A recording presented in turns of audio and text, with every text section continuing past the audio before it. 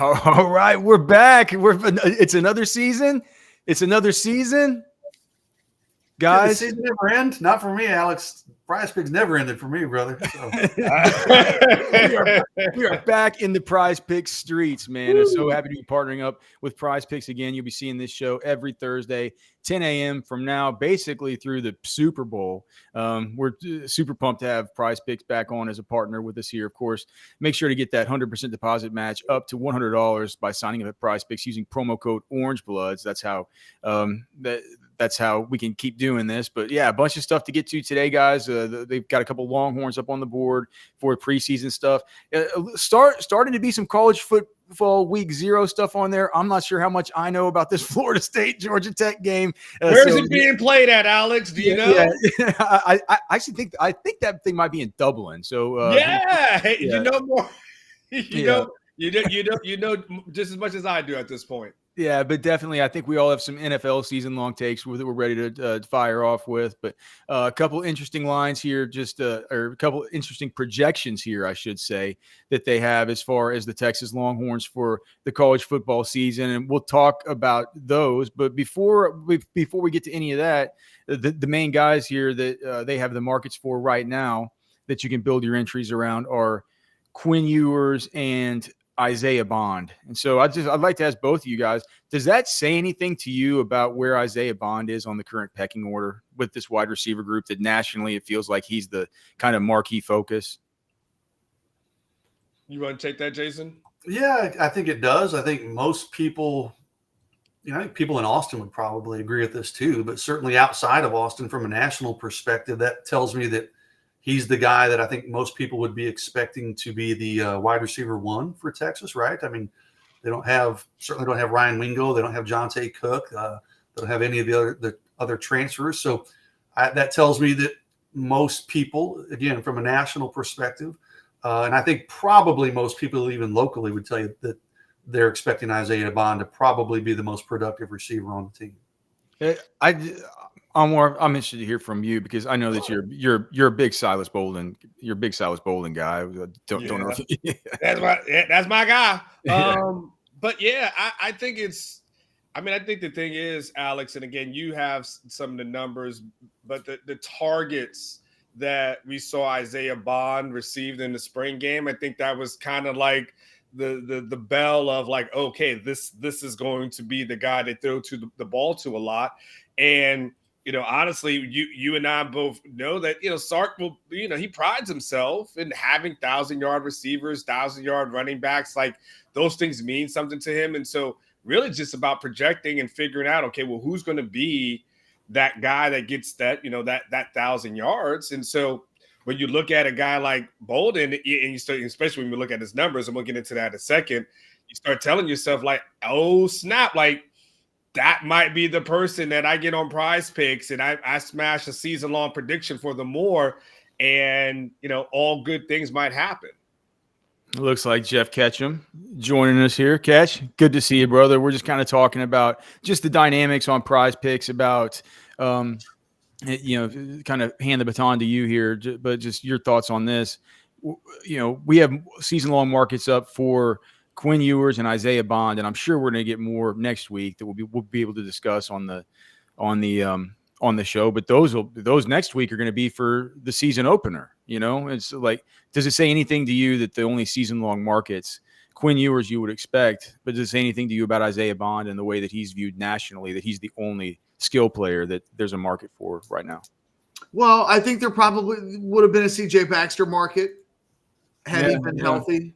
Right. So I think that one comes off the board. And if for any reason CJ Baxter was on the board before, apologies to anybody that got hit with that deal. Well, the good news about PrizePicks, and they're a great sponsor, the good news is they would have just taken that entry out. Whenever there's an injured player, it gets taken out. It's a really cool thing that they do to help kind of protect you against those super duper swindles.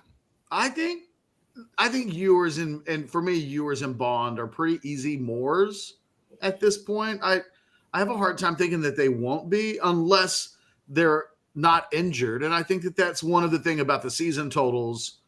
They're always set a little bit in the it looks too good to be true department. I fell into that trap last year, Catch. I had a pretty sizable Quinn Ewers play for the season, and it looked like he was going to blow past that number, but he missed 2 games and ended up going under. So, yeah, Mine was you're right. Brock Bowers last year. I had Brock Bowers in the more, and then when he got hurt, he played just enough that he got close to the numbers that they had for the season total, but not enough to surpass them. So I think when you're talking about the season totals, you just need to prepare yourself that they look good. And if Quinn Ewers plays, he's going to smash the more on the passing yards. But I guess I never even said what it was. By the way. Yeah. It's so for Quinn, it's okay. So this is going up. All right. So it's gone up since the last time I saw it. It's a 2,999.5 season passing yards. Bond, I believe, is still at 750 or 749.5. Yeah, have the Bond thing whenever you're ready for that. Got it. And to be clear, those are regular season totals. 12 games. Yeah, 12 game totals, exactly. So the conference championship, obviously, CFP games do not count. So 12 game regular season totals. Luther Burden sitting right there at the Luther. I know we're not here to talk about that, but he's going to smash that. So is Ted McMillan. Both those, like I think both those didn't Burden have like 1,300 last year? I guess that they had the bowl game and stuff in that number, but I mean you're talking about the guy that's the the best receiver in the SEC, and like that's a lesser number than he even had last year. He's going to be a much bigger focal point. And dude, I was watching back the Arizona versus Oklahoma game for a story that I did at Orangebloods this week about Johnny Nanson's use of Jacob Manu and sort of the role that we're expecting Anthony Hill to jump into, and just watching back. What's that quarterback's name? Fafita, the short guy for Arizona. I think it's Fafita.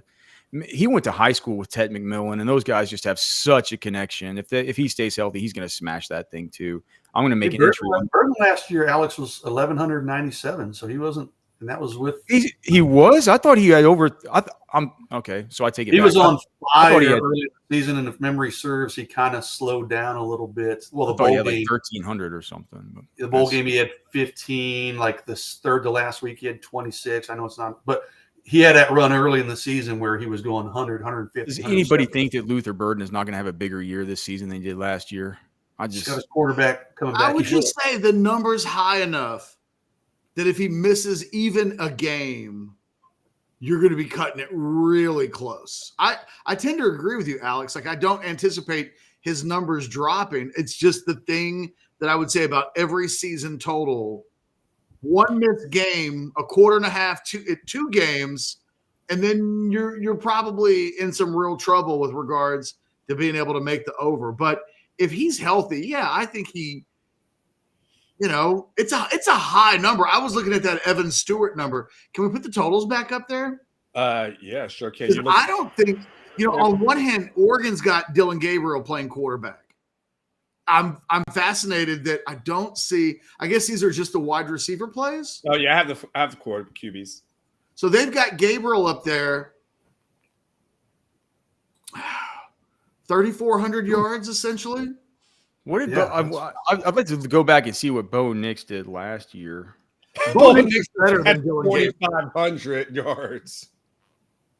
But Ketch and I did the show the other week. He was like 4,500 yards, 51 touchdowns, like 3 interceptions. It was something. It was sick.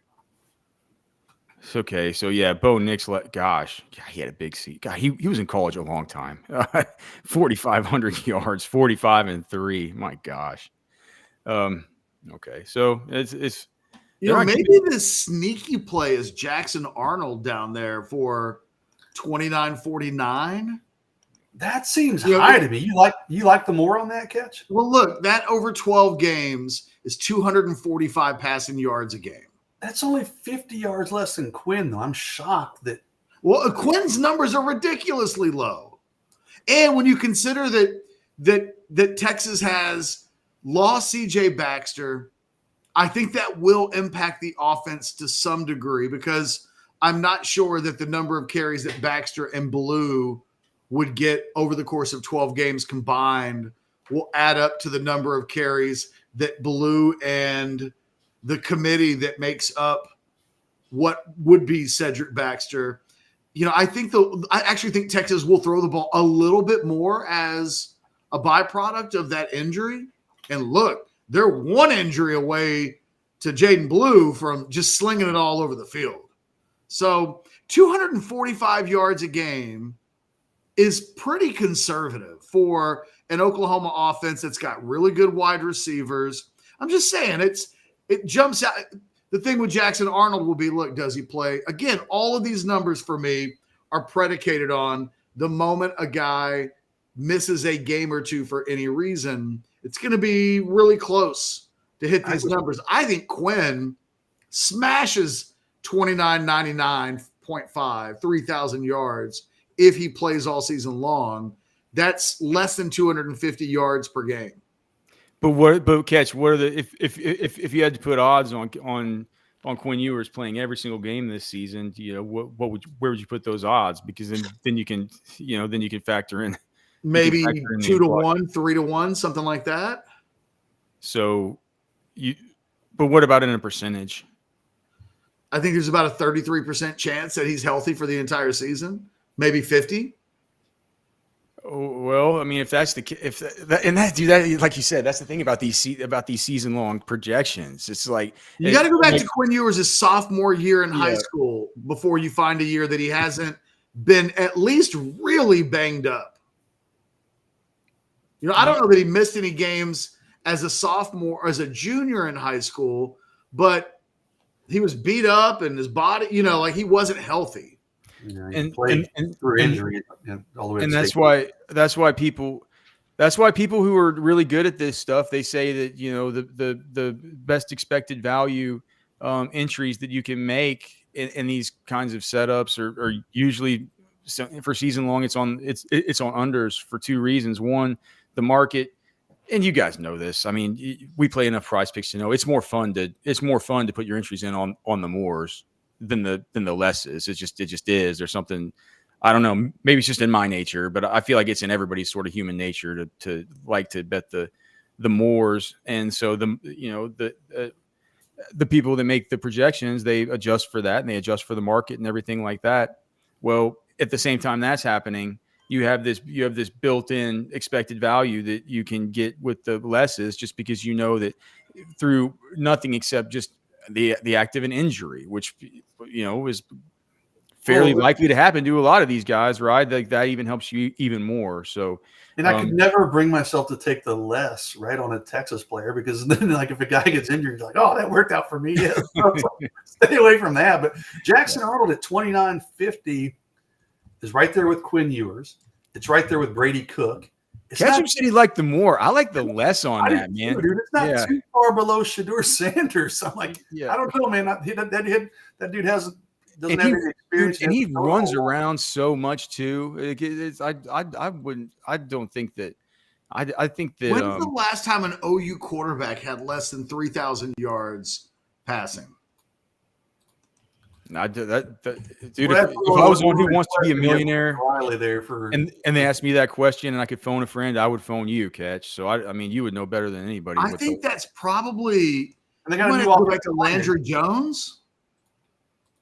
Who's their OC this year? I don't even know. That's their OC. By the way, Landry Jones. Isn't it what's his name? The old. Isn't it Seth Littrell? Is that right? I can look it up. Yeah, here's all I know as you guys go through that. Here's the key, I think, to season long projections. If you see it and you like it, put it in right away, because if you wait, those numbers will go up. You usually go up. And I'm looking at some season long I put in some season long projections like a couple of weeks ago. And I'm looking at them now, and they've increased by 150 yards, 200 yards. It's a little bit more difficult. So I think what did Chad Hastings get Quinn at previously? I don't remember. Like 2,800, I think. I think it was like 28. Yeah, something to that effect. The last time Oklahoma, not including 2021, when they had half the year was the COVID year. Caleb Williams, and the other half was Spencer Rattler. if I'm looking at the numbers correctly, they haven't had a quarterback throw for less than 3,000 yards since Trevor Knight in 2014. I don't even remember Trevor Knight. Holy. Was he their starter the whole year that year? I don't remember. I think he got benched. Okay. He played 10 games. 2014. Well, yeah, and it's like, I mean, Rattler, like, well, I was talking about this yesterday. Rattler's good. I mean, he came in. He's not Rattler. Somebody said Jackson Rattler, and Cody says Jackson Rattler. I was just reading it at the same time. Jackson Arnold's good, right? It's like you look at these young quarterbacks. He's a 5-star player. Prospect. Yeah, you look at these, like him, and we were talking about how him and Nico at Tennessee, looking at the landscape of quarterbacks in the SEC, kind of represent a very, very similar profile of player. I mean, clearly both those programs have super high hopes for him. I mean, dude, you send Dylan Gabriel off into the ether to play this guy, right? And that's what I'm saying. And now Dylan Gabriel is the presumptive. All of a sudden, I'm telling you right now, I'm entering in a Dylan Gabriel over more as we speak. Arnold. Jackson Arnold, whatever the hell I said. The OU guy. The current one. Okay. The current OU Jackson guy. Arnold hasn't exactly lit it up. Our man Cody in the chat. Like, I know. He's having great in fall camp. I'm saying at Oklahoma, 3,000 yards is like 700 yards rushing in a Steve Sarkisian offense. It happens every year. Well, yeah, but it happened every year in the Big 12. I mean, it's like, we'll see. I don't know. Maybe I just have that. OU fans out there, I believe. Maybe I just have that Alamo Bowl game kind of stuck in my head where he had some. I like that a hell of a lot more than I like gambling on Luther Burden. Oh, you're crazy, Catch. Burden's gonna smash that thing, dude. He's gonna 1074. Smash it a year ago. Yeah. Here's the thing, though. Here's where Alex may have a good point, because let me put that number up real quick, and I hopefully I may validate Alex a little bit, right? So Luther Burden 1074. All right, Catch. This is where you got to do. You have to look at, and this is where Alex could end up being the smartest guy in the room. Let me see. I'm going to see if I can share this real quick. All right. Can you see this on the screen? I don't know how this looks. Mm-hmm. Look at Missouri's schedule. Murray State, Buffalo, Boston College, Vanderbilt. I mean, that's going to get to 1074 through those four. The thing is, he may be out of the game in the middle of the third quarter. Exactly. They may be playing from ahead, so they're not going to. They may pull in. There they go, A&M. Now we're talking UMass. They could look at 4 of their first 5 games. Like, it's easy peasy pie at that point. Auburn maybe improve. Alabama will be a tougher game. Oklahoma, it should be a competitive game. South Carolina, Mississippi State is god-awful, in Arkansas. That's at least 6 god-awful teams on this schedule. And with Levy going to Mississippi State, they're going to be like spread out, wide open, playing fast. Like that'll be more of a back and forth game than you would think. Omar, to your point. So here's how Burden's season went game by game last year. Okay. First 6 games of this first one. What we got? 1, 2, 3. First 6 games of the season when they're playing South Dakota, Middle Tennessee State. They played Kansas State, Memphis, Vanderbilt, LSU. He goes 96, 117, 114, 177, 140, 149. Then they got into the heart of their conference play, and he went 2 for 15, 5 for 97, 3 for 53, 4 for 26, 6 for 55. So you may be right. Maybe early in the season he's going to get off to a head start. But including the bowl game, which against Ohio State, he only caught 3 passes for 15 yards. So if you take away the bowl game last year, even against that soft schedule, he finished with 1,197 yards. So if he wins a game, we're on the fence. Alex, at that point, do you like, and again, I don't know much about this Marcus Carroll kid, the running back for them, but he's at 774.5. I mean, I know running backs get dinged up a little bit, but is that, I mean, like he should be, I know, Catch, you and I have done this with, he should be able to do that and the guy gets injured. You can't bake it in, but I guess I just did a $100 bet, $100 entry on Ewers, Arnold, Bond, and Burden going more. he just popped himself into it. That schedule is great for Missouri. So it doesn't get much easier than that.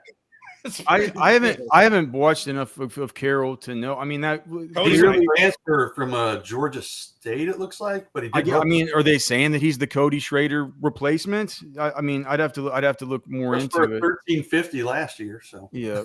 I'd have to look more in. What about Zachariah Branch from USC at 649.5? Is that all it is? God, he's gosh, that guy is just too like. He is disgusting, Catch.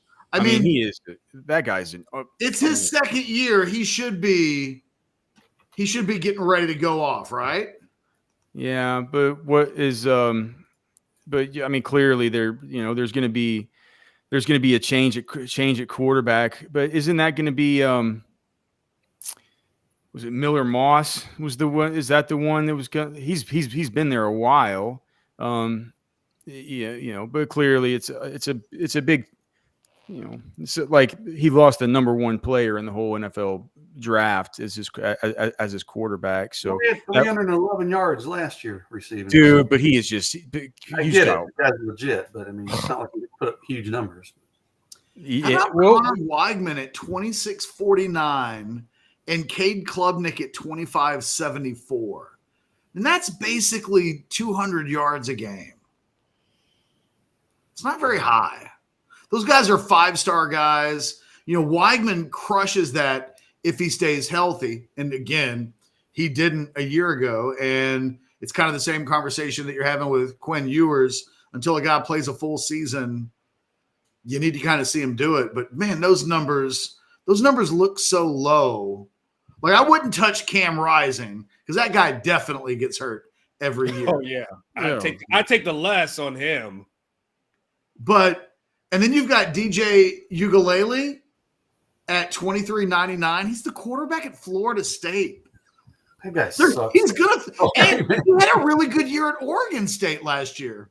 We'll get to see him on. I took the under on him. I know. On Saturday a lot. Yeah, I mean, he threw all those balls to Silas Bolden a year ago. Let me see. DJ. No, he got benched a few times for their freshmen, so he wasn't going to been that good. DJ last year threw for 26.38, and he was the season-long starter. I don't remember him getting benched against. They were pulling out of games for some hot shot true freshmen they had. Believe me, I took DJ on the under on a few games and had good success with them. But they had a hot shot true freshman that they would sub in for some couple series here and there. Yeah, I'm just saying the number's pretty low. For DJ, it's at 23.99. Last year, he threw for almost 2,700 yards. I don't have much of an opinion on DJU, man. I don't think he's that good. Well, I'm not saying he's good. I'm saying that number is low enough that if you're the starting quarterback for Florida State, you should probably hit that. Yeah, I don't know what talent he has around him. I'm assuming they probably reloaded pretty well, right? So you would think so, but I've played a lot of unders on DJ Uiagalelei, and I've always seemed to have good luck. So I wouldn't touch that deal with a 10-foot pole. What about? I mean, have you thought at all about Emeka Egbuka, like 774.5? I mean, if you were to ask me, you put a gun in my head, who has a better season this season between Emeka and Isaiah Bond? I think I would have to say Emeka. Like, it's usually that there's one of those, under Hartline, one of those Ohio State wide receivers who always steps into that alpha role and becomes a big, I mean, just look at history, look at recent history. I mean, from Garrett Wilson to Chris Olave to Marvin Harrison Jr. to, I mean, and Does he step in as wide receiver one? Well, yeah, they had a couple. They had a couple last year, a couple 5-star, like really awesome. They always have awesome 5-star freshmen and stuff. And I mean, those guys are going to step up. But Omeka came back for another season. I'm guessing he did it for a reason. 774.5. I mean, this is a guy that people are talking about like a first round draft pick. So I think that 774.5 feels low on that for me. But again, I wish there were some that I looked at and I'm like, man, I love the less on this, because those are the ones I feel better about in these season long markets.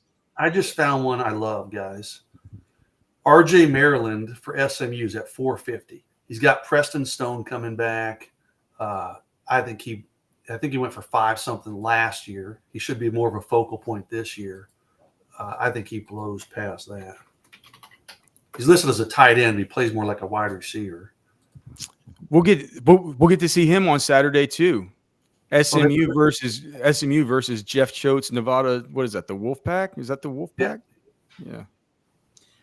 All right. I just did a $25 more on Branch, Burden, Bond, Ewers, Ukulele, and my guy Hudson Card, 2,400.5. More on Hudson Card? What? We didn't even talk about Card. What do you like? What do you like about that one? I just love it at 2,400. I mean, they love him at Purdue. They loved him last season. Sucked. I think they loved him before last season. I don't know if they still love him. Purdue loves those Western Travis County boys, man. He threw for 2387 last year, so he's right on that. Yeah. I haven't hit the submit button yet. I'm just telling you that I haven't lined up. I think Jason and I hate to do the less, but I think I won quite often last year by doing the less on Hudson Card, though. Well, I think Jason and I both did on the less. I think that was like, I love Hudson Card. I want to see him do well, but I'm not going to lie and say I didn't make money off of him. A year ago, Klubnik threw for 28, 39, 44, but that's including. So he basically was around 2,600. That's about. They've got his. I'm going to take Card out. And I'm going to put Klubnik in because I think Klubnik is going to have a better year. And they've got his numbers from this year lower than his numbers were a year ago. I have a hard time. So I'm going $25 entry fee to win $625.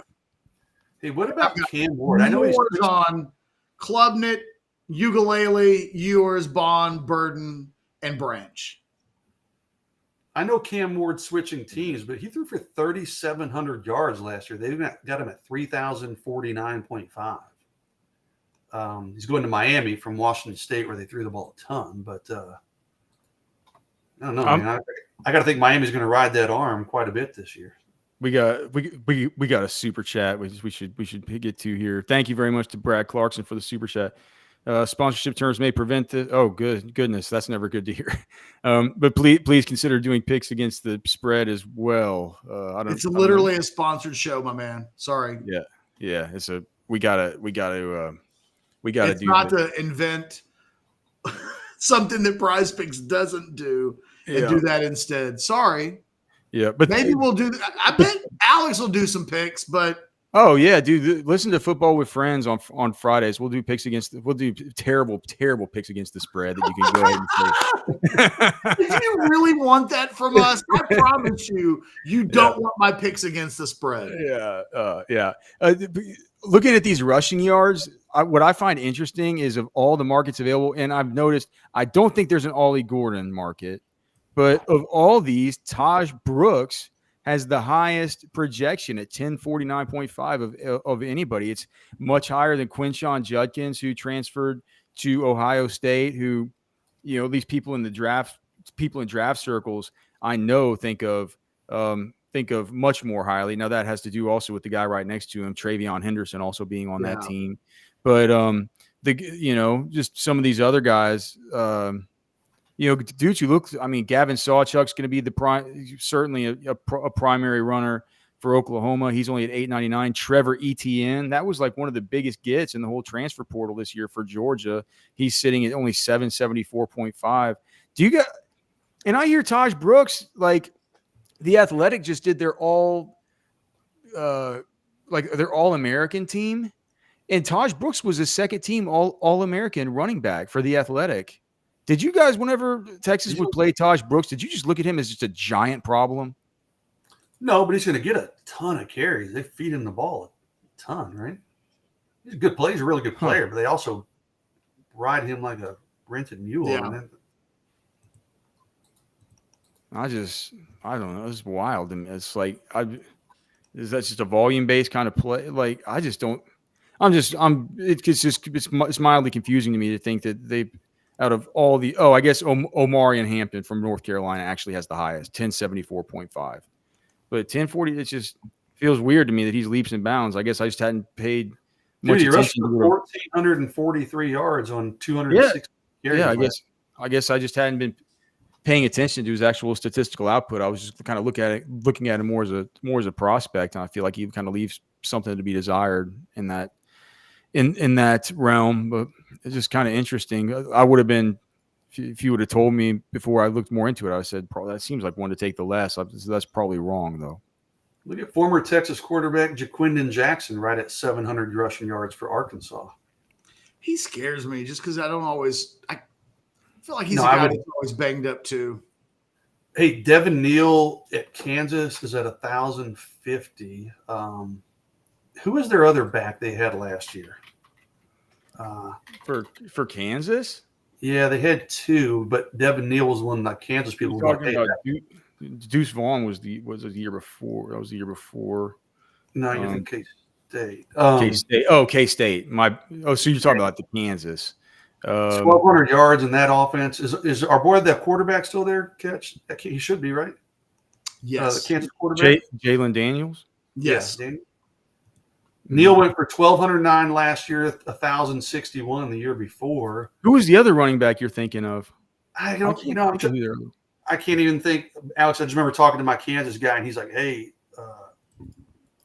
both those guys have 1-2 punch." But now if Devin Neal is kind of the guy there, might be an interesting play.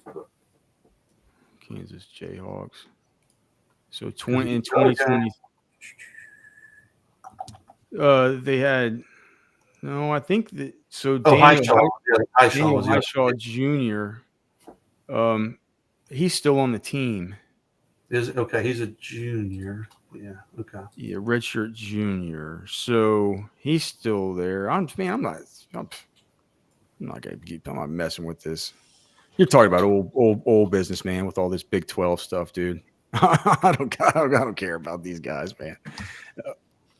But yeah, I think that the catch has already blown through what $150 of interest here on this show. To be fair, I still haven't hit submit on the third entry.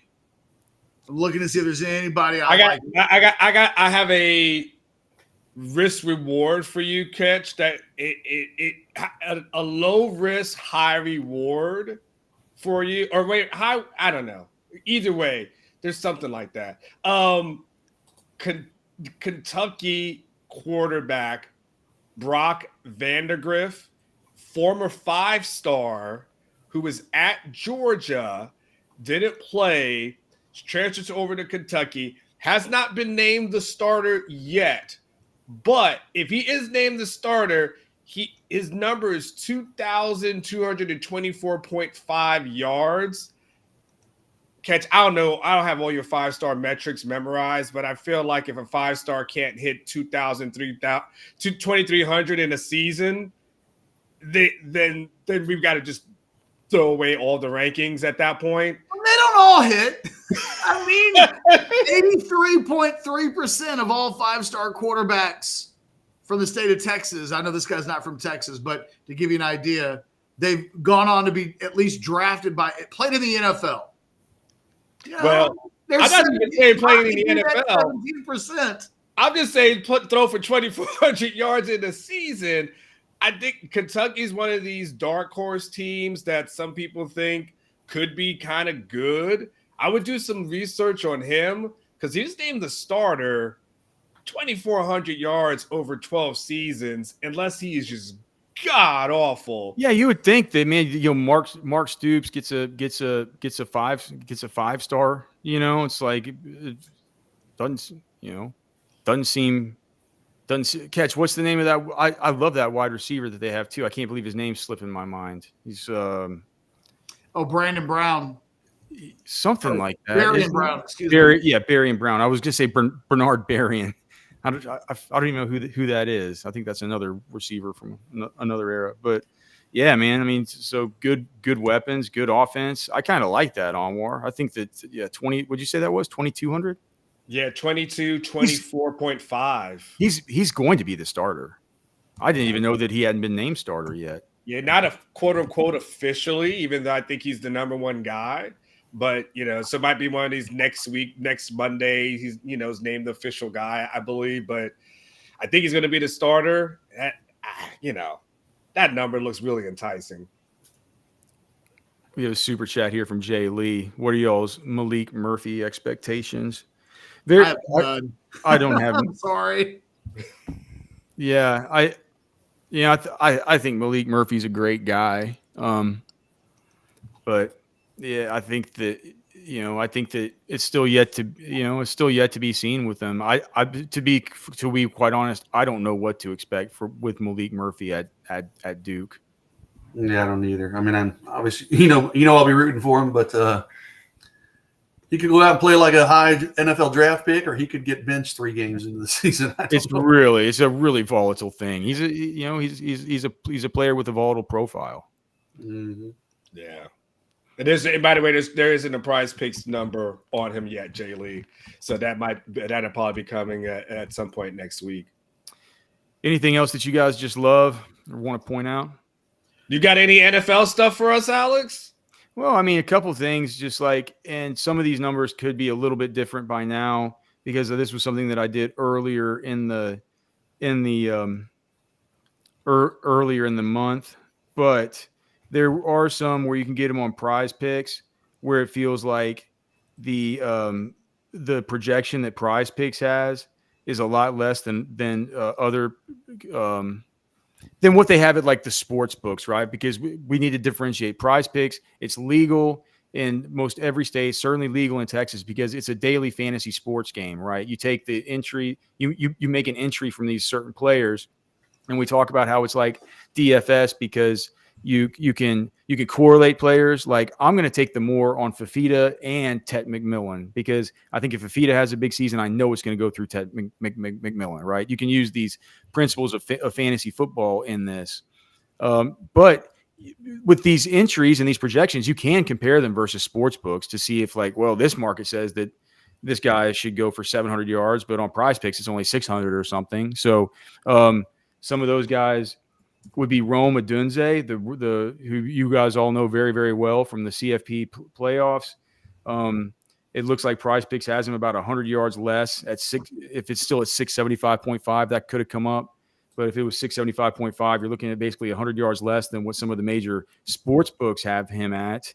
And man, my buddy Trash, man, my co-partner at my fantasy site Roster Watch, he was at Bears camp last week, and he says that Rome, he's going to overtake Keenan Allen there as far as the wide receiver 2 sooner than later.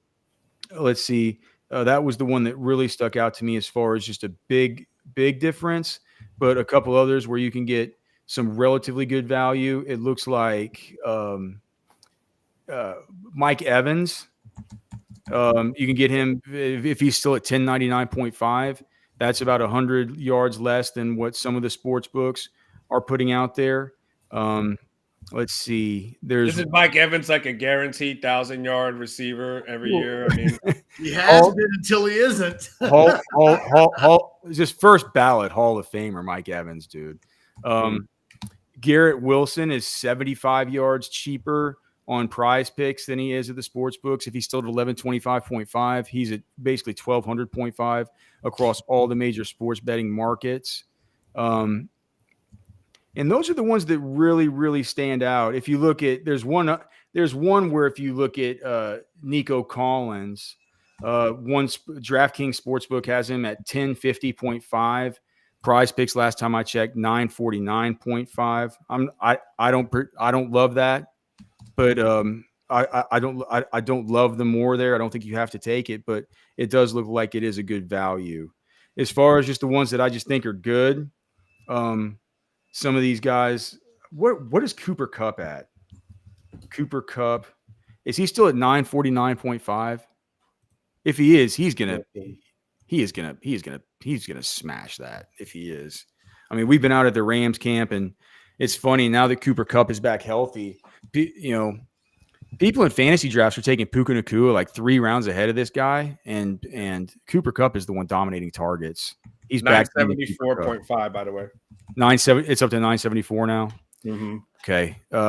It was so. I think that I think some of the reporting coming out of camp might have moved that thing up from earlier in the month when it was 949. But I still think that there's some value there. I would have liked it better at 949. So that's some of the NFL stuff that I.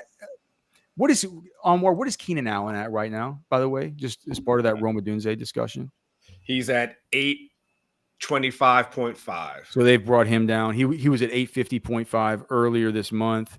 And I think that makes sense with the fact that he's saying he's 230 pounds and he's probably going to be losing a little bit of work to Roma Dunze. I think that if you look at some of the about Xavier Worthy at 774.5. 774.5. So they've dropped his from earlier in the month. He was at 799.5, which to me is interesting considering the fact that Marquise Brown could start the season on IR. And the fact, dude, Xavier Worthy's had like a 20-something% target share whenever Patrick Mahomes has been in these games. Mahomes is dropping bombs to him, dude. He's a great pick in fantasy right now. He's going in the 9th round. Like, I think that I would take the more on Worthy. Dude, Worthy's going to smash. I love the more. He's good. Like, it could be that he ends up playing in 2 wide receiver sets. And Mahomes already loves him.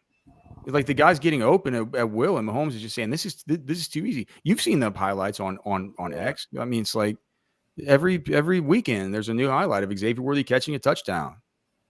Literally, I mean that's what he's done every game and made big long plays. So, I think that there's more to be seen with that. So yeah, man, I love that one. I'm going to make an entry with him and Luther Burden and Fafita and Ted McMillan.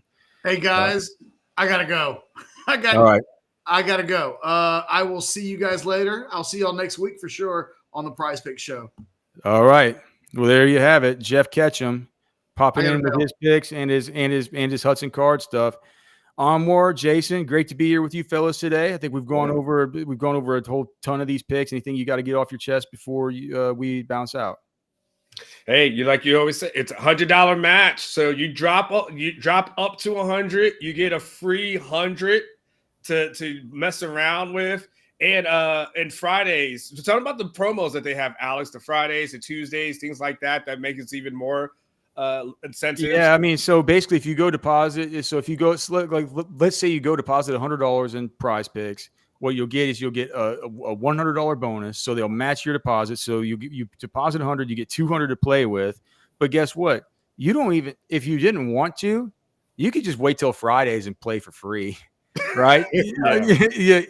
I doubt you will because you're going to want to put in other entries during the week. But on Fridays, it's Flex Friday.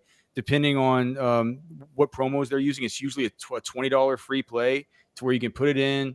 If you want to, you can pick 6 different players and go higher or lower on them. If you hit all 6, it's a free shot at $500. So don't forget Taco Tuesday. That's my favorite. They'll do 3 plays, sometimes 4, but usually 3.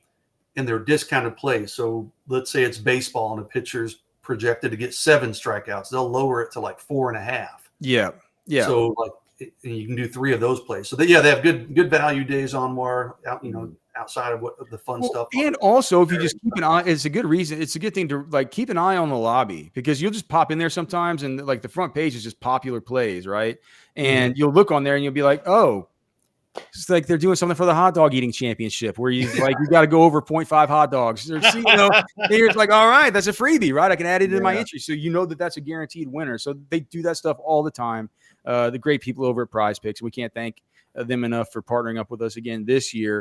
Remember, and Jason and I, we started doing these conservative players. We would take like the LeBron James 0.5 points. And then we just take one other pick that we felt really good about, and then just triple up. Yeah, and it was just like it was a slow play, but it was always a payoff. One other thing that they have new this year is the demons and the goblins, and not to get too far into the game theory here, but you can change the projections one way or the other. So what you can do is you can say, let's say like Jason says, pitcher is set at 5.5 strikeouts, right? Well, if you wanted like lower that number down to 3.5 strikeouts, it pays out like a little bit less, right? Because it's a greater chance of that thing hitting. But you can also make it higher if you think this guy's absolutely going to smash this number, and that pays out a lot more, right? Just a tip for on Taco Tuesdays. What I do is I take the free one, right? Or I take the discounted one or the free one, and I pair it up with one of those that I bring down, right? That I'm just like one that I know that I'm gonna. That you're virtually one that you can be virtually assured that's going to hit. Like this guy usually gets 8 strikeouts or whatever. I can get it at 3.5. Now it's not going to pay me out the 3x, but it pays you out like 2.25x whenever you get the free one or the really super discounted one, then discount the other one on your own. And that's a Taco Tuesday thing I've been doing. So just something there that you can put in your toolbox for over on PrizePicks. So thanks so much for being here. Thanks so much to PrizePicks. Thanks to Catch. Thanks to Jason. Thanks to Anwar. I am Alex. We got House Divided coming up here in an hour. Football with Friends at 6 p.m. with Cody Carpentier and I.